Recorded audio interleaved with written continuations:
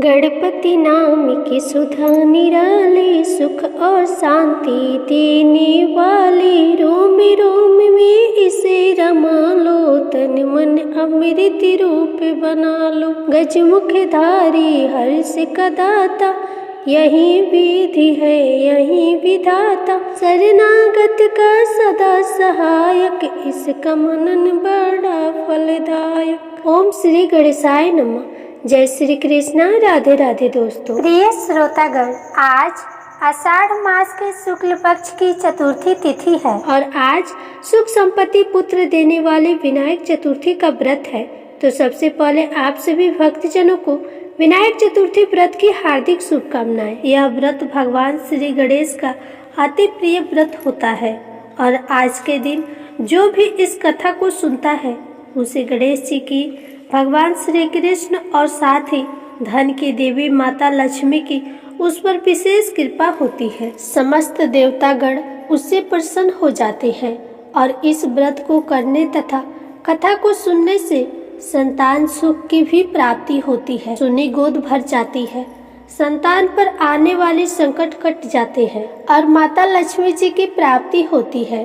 सारे विघ्न दूर हो जाते हैं, भाग्य के द्वार खुल जाते हैं और घर में सुख समृद्धि का वास होता है। अब आप सुनिए विनायक चतुर्थी व्रत की पहली कथा। श्री गणेश चतुर्थी व्रत की पौराणिक कथा के अनुसार एक बार भगवान शिव तथा माता पार्वती नर्मदा नदी के किनारे बैठे थे।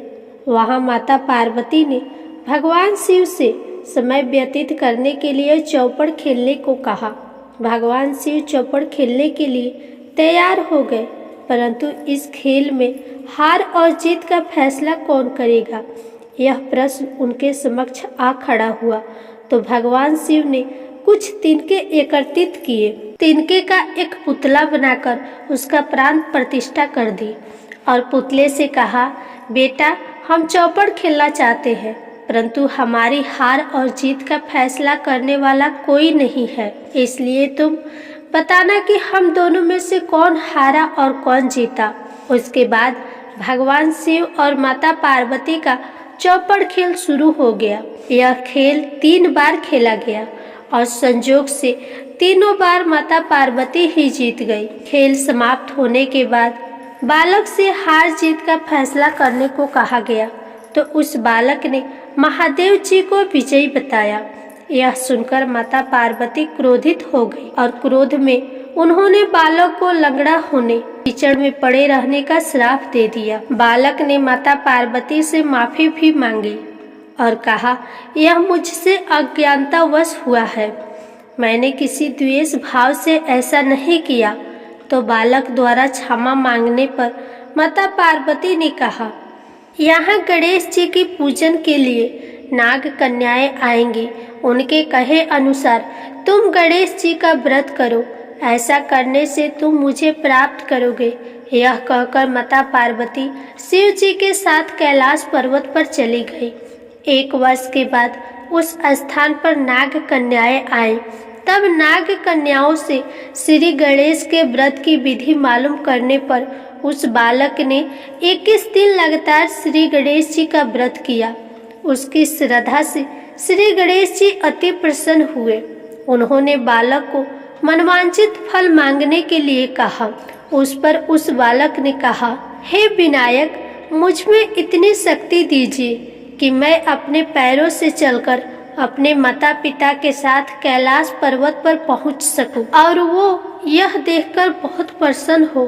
तब बालक को वरदान देकर श्री गणेश भगवान अंतर्ध्यान हो गए।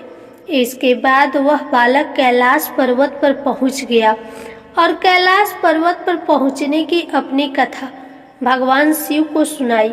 चौपड़ वाले दिन से माता पार्वती शिव जी से विमुख हो गई थी, अतः देवी के रुष्ट होने पर भगवान शिव ने भी बालक के बताए अनुसार 21 दिनों तक श्री गणेश जी का व्रत किया।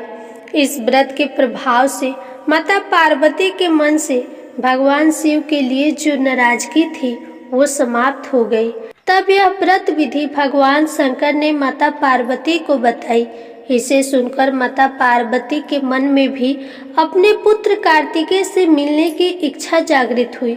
तब माता पार्वती ने भी 21 दिन तक श्री गणेश जी का व्रत किया और दुर्वा फूल और लड्डुओं से श्री गणेश जी की पूजा अर्चना की। व्रत के 21वें दिन कार्तिकेय स्वयं माता पार्वती जी से मिलने आ गए।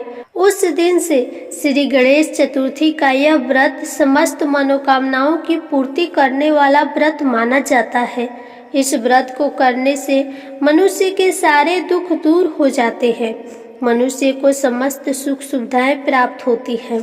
तो प्रेम से बोलिए श्री गणेश भगवान की जय। अब आप सुनिए विनायक चतुर्थी व्रत की दूसरी कथा। एक दिन भगवान भोलेनाथ स्नान करने के लिए कैलाश पर्वत से भोगवती गए। महादेव के प्रस्थान करने के बाद माता पार्वती ने स्नान करना प्रारंभ किया। घर में स्नान करते हुए अपने महल से एक पुतला बनाकर और उस पुतले में जान डालकर उसको संजीव किया। पुतले में जान आने के बाद देवी पार्वती ने पुतले का नाम गणेश रखा। देवी पार्वती ने स्नान करते जाते वक्त बालक गणेश को मुख्य द्वार पर पहरा देने के लिए कहा। पार्वती ने कहा, जब तक मैं स्नान करके ना आऊं किसी को भी अंदर नहीं आने देना। भोगवती में स्नान करके जब भगवान शिव अंदर आने लगे तब बालक स्वरूप गणेश ने उन्हें मुख्य द्वार पर रोक लिया। भगवान शिव के लाख कोशिश के बाद श्री गणेश उनको अंदर नहीं आने दिए। श्री गणेश के द्वारा द्वार रोकने को उन्होंने अपना अपमान समझा। बालक गणेश का सिर धड़ से अलग करके वे अंदर चले गए। शिव जी जब घर के अंदर गए तो वह बहुत क्रोधित अवस्था में थे। ऐसे में देवी पार्वती ने सोचा कि भोजन में देरी होने की वजह से वे नाराज है, इसलिए उन्होंने 2 थालियों में भोजन परोसकर उनसे भोजन करने का निवेदन किया। 2 थालियां लगी देखकर शिवजी ने उनसे पूछा कि दूसरी थाली किसके लिए है। तब माता पार्वती ने जवाब दिया कि दूसरी थाली पुत्र गणेश के लिए है जो द्वार पर पहरा दे रहा है। तब भगवान शिव ने देवी पार्वती से कहा कि उसका सिर मैंने क्रोधित होने की वजह से धड़ से अलग कर दिया।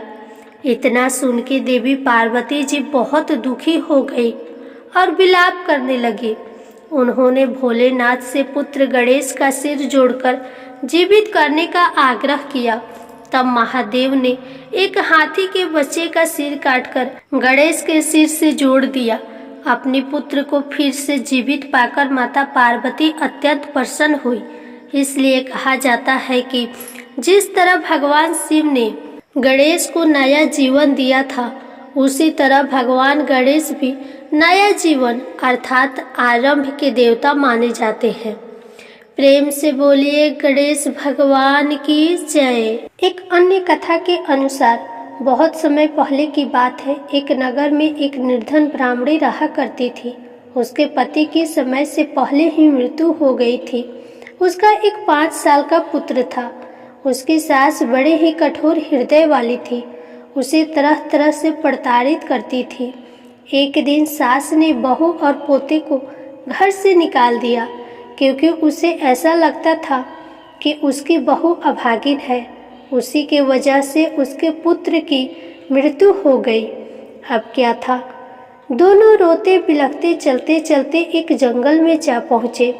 अब चलते चलते उन्हें थकान हो जाती है तो वे एक बड़े से पेड़ के नीचे बैठ गए। वहाँ से थोड़े ही दूरी पर एक गणेश जी का मंदिर था। वहाँ बहुत से लोग गणेश जी के दर्शन करने आते थे। दर्शन करके गणेश जी को प्रसाद चढ़ाते थे। फिर वह प्रसाद लोगों में बांट देते थे। इस प्रसाद से माँ बेटी का गुजारा होने लगा। उन्हें थोड़ा बहुत खाने को मिलता और पेट की आग शांत हो जाती और इस प्रकार दोनों गणेश जी की पूजा पाठ में लगे रहते। एक दिन की बात है, ब्राह्मणी अपने बच्चे के साथ रात्रि में सो रही थी। तभी उसे स्वप्न में भगवान गणेश जी ने दर्शन दिए और कहा कि हे पुत्री, तुम्हारी निर्धनता जल्द ही दूर हो जाएगी। तुम विनायक चतुर्थी का व्रत करो और साथ ही जंगल से ढेर सारी पुष्प लाकर उसकी माला बनाकर उसे मंदिर के पास ही श्रद्धालुओं से बेचो। इस प्रकार तुम्हें आय की प्राप्ति होगी, दिन पर दिन तुम्हारी तरक्की होगी। अब क्या था, जब सुबह हुई तो उस ब्राह्मणी ने ये बात अपने पुत्र को बताई। तो पुत्र ने कहा, माँ, ये तो बहुत अच्छी बात है। जब गणेश बाबा आपको स्वप्न दिए हैं तो हमें अवश्य ही फूल तोड़कर मालाएं बनाकर उन्हें बेचना चाहिए। वे हर रोज जंगल से फूल लाकर उसकी माला बनाकर बेचने लगे। साथ में पुष्प की सामग्री और प्रसाद भी बेचने लगे। इससे उनको आमदनी होने लगी। गणेश जी की अनुकंपा से उनकी आमदनी बढ़ने लगी और उस ब्राह्मणी ने विनायक चतुर्थी का व्रत भी किया। गणेश भगवान की कृपा से जल्द ही उन्होंने एक बड़ा सा मकान बनवा लिया और दुकान भी बनवा ली। इसी प्रकार से कुछ वर्ष बीत जाते हैं और वह ब्राह्मणी का पुत्र बड़ा हो जाता है। युवा अवस्था हो जाती है तो वह विवाह के योग्य हो जाता है। ऐसे ही एक दिन की बात है, एक राजा की लड़की मंदिर में रोज पूजा करने आती थी। ब्राह्मणी के बेटे को देखकर राजकुमारी उस पर मोहित हो गई और उससे विवाह करने की सोचने लगी। उसने अपनी भाभी से सारे मन की बात बता दी तो भाभी भी अनुभवी थी। उसने कहा, ये ब्राह्मणी माली का बेटा है और तुम एक राजा की बेटी हो। यदि तुमने उससे विवाह किया तो हमारी बहुत ही बदनामी होगी। पर राजकुमारी अपनी बात पर अड़ी रही। उसने कहा, मैंने तो प्रतिज्ञा कर ली है कि मैं उसी से विवाह करूंगी। फिर भाभी ने घर जाकर सारी बात राजा को बता दी तो राजा ने मना नहीं किया, क्योंकि राजा तो स्वयं भगवान श्री गणेश का भक्त था और विवाह के लिए तैयार हो गया। उन्होंने बड़ी धूमधाम से बेटी का विवाह माली अर्थात ब्राह्मणी के पुत्र के साथ कर दिया। ब्राह्मणी ने सबसे पहले बेटे बहू को गणेश जी के मंदिर में ले जाकर पाठ करवाया और गणेश जी का आशीर्वाद दिलवाया।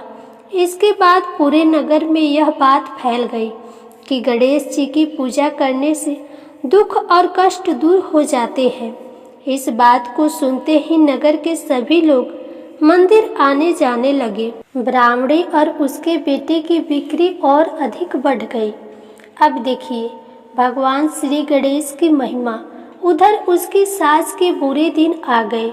अन्नदाता उससे रुष्ट हो गए और वह भूखी मरने लगी। एक दिन वह रोते धोते उसी गणेश जी के मंदिर में जा पहुंची और वहां मालिनी के बेटे से बोली कि बेटा, मैं बहुत दिनों से भूखी हूँ, मुझे रोटी कपड़ा दे देना, इसके बदले मैं तुम्हारा सारा काम कर दूंगी। तो लड़के को दया आ गई और उसे काम पर रख लिया। उसने अपनी दादी को नहीं पहचाना। जब ब्राह्मणी घर आई तो उसने अपनी सास को तुरंत ही पहचान लिया। वह अपनी सास से बोली, सासू माँ, आप यहाँ कैसे? तो सास ने पोते की तरफ इशारा करते हुए कहा, मेरी इस सेठ के यहाँ नौकरी लग गई है। तो बहू बोली, यह आपका पोता है माँ जी, और यह घर भी आपका है और यह दुकान भी आपकी है। जब आपने हमें घर से निकाला तब गणेश जी ने हमारी रक्षा की थी। बहू की बात सुनकर सास बोली, मेरी करनी मैंने भोग ली बेटा। तो बहू बोली, सासू जी, अब आप हमारे यहाँ रहो और पोते का सुख देखो। हे श्री गणेश जी महाराज, जैसे सुख आपने ब्राह्मणी को दिया वैसा ही सुख सभी को देना। इस विनायक चतुर्थी व्रत की कथा कहने वाले, कथा सुनने वाले तथा हुनकारा भरने वाले सभी को देना। प्रेम से बोलिए श्री गणेश भगवान की जय। विनायक चतुर्थी की एक अन्य पौराणिक कथा के अनुसार एक साहूकार था। उसके घर रोज एक ब्राह्मणी रोटी लेने के लिए घर आती थी। घर के अंदर घुसते ही पोल के ऊपर गजानन जी का मंदिर था। वह गणेश जी को रोटी का एक कवर भोग हमेशा लगाती थी। बहुत दिन हो गए। गणेश जी महाराज ने कहा कि यह मुझे हमेशा भोग लगाती है, मुझे इसे कोई न कोई उपहार जरूर देना चाहिए। गणेश जी एक दिन उसके थाली में हीरे मोती भर देते हैं। ब्राह्मणी तो थाली लेकर अपने घर आ गई और साहूकार से रोटी लेने आना बंद कर दी। साहूकारनी ने उसे बुलावा भेजा कि बाई रोटी लेने के लिए क्यों नहीं आती हो।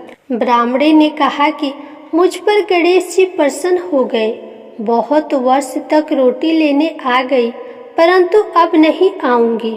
साहूकारनी मन में बहुत नाराज हुई और गणेश जी से कहा कि आप ब्राह्मणी के ऊपर प्रसन्न हुए, परंतु मुझ पर प्रसन्न नहीं हुए। तब गणेश जी की मूर्ति हटाकर बाहर फेंक दी। इधर सेठ जी की दुकान में धंधा पानी बंद हो गए। एक दिन सेठ जी की नज़र पोल की मंदिर पर गई तो सेठानी जी से पूछा कि गणेश जी कहाँ गए। तो साहूकारनी ने कहा कि ऐसे गणेश जी का क्या करे जो ब्राह्मणी पर तो प्रसन्न हो गए, लेकिन हमारे ऊपर प्रसन्न नहीं हुए। इस कारण मैंने गणेश जी को हटाकर फेंक दिया। तब सेठ जी ने कहा कि यह तुमने क्या किया? मेरा तो व्यापार और धंधा चलना बंद हो गया है। गणेश जी तुमने कहाँ फेंके हैं, जल्दी बताओ, मैं उन्हें वापस लेकर आता हूँ। साहूकार जी वापस से गणेश जी को लेने के लिए गए तो गणेश जी इतने भारी हो गए कि वे उठे ही नहीं। साहूकार जी ने कहा कि मेरे से गलती हो गई है, आप मेरे घर पधारिए। गणेश जी तो और भी भारी होते गए और कहा कि मैं तो नहीं चलूँगा, पहले साहूकारनी को बुलाकर यहाँ लाओ और वह मुझसे माफ़ी मांगेगी तो ही मैं चलूँगा। और गणेश जी ने कहा कि मुझे हमेशा 1.25 सेर चूरमा का भोजन कराओगी तो ही मैं चलूँगा। साहूकार साहूकारनी को लेकर आए और उसे माफ़ी भी मंगवाई और 1.25 सेर का चूरमा चढ़ाने का हाँ भी भरी। तब साहूकार और साहूकारनी ने गणेश जी को वापस से लाकर उन्हें पोल में बिठाया। ऐसा करने पर साहूकार का व्यापार फिर से चलने लगा। हे गणेश जी महाराज, जैसे साहूकार और साहूकारनी पर आप प्रसन्न हुए, वैसे सभी पर अपना कृपा बनाए रखना। बोलिए श्री गणेश भगवान की जय। अब आप सुनिए गणेश भगवान जी की आरती। जय गणेश जय गणेश जय गणेश देवा, माता जाकी पार्वती पिता महादेवा। एक दंत दयावंत चार भुजाधारी, माथे सिंदूर सोहे मूष की सवारी। जय गणेश जय गणेश जय गणेश देवा, माता जाकी पार्वती पिता महादेवा। पान चढ़े फूल चढ़े और चढ़े मेवा, लड्डुअन का भोग लगे संत करे सेवा। जय गणेश जय गणेश जय गणेश देवा, माता जाकी पार्वती पिता महादेवा। अंधन को आँख देते कोढ़िन को काया, बाझन को पुत्र देते निर्धन को माया।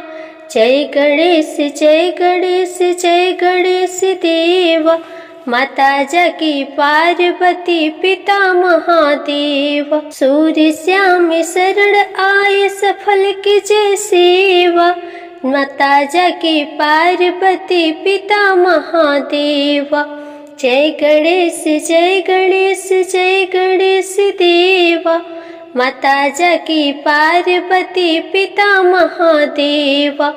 दीनन की लाज रखो शंभु सुतिकारी, कामना को पूर्ण करो जाऊं बलिहारी। जय गणेश जय गणेश जय गणेश देवा, माता जाकी पार्वती पिता महादेवा। प्रेम से बोलिए श्री गणेश भगवान की जय। आप सभी का विनायक चतुर्थी का व्रत सफल हो और भगवान श्री गणेश जी आपकी सभी मनोकामनाओं को पूर्ण करें। आज की कथा आपको पसंद आई हो तो प्लीज़ वीडियो को लाइक करें और चैनल को सब्सक्राइब करके कमेंट में गणेश भगवान की जय जरूर लिखें।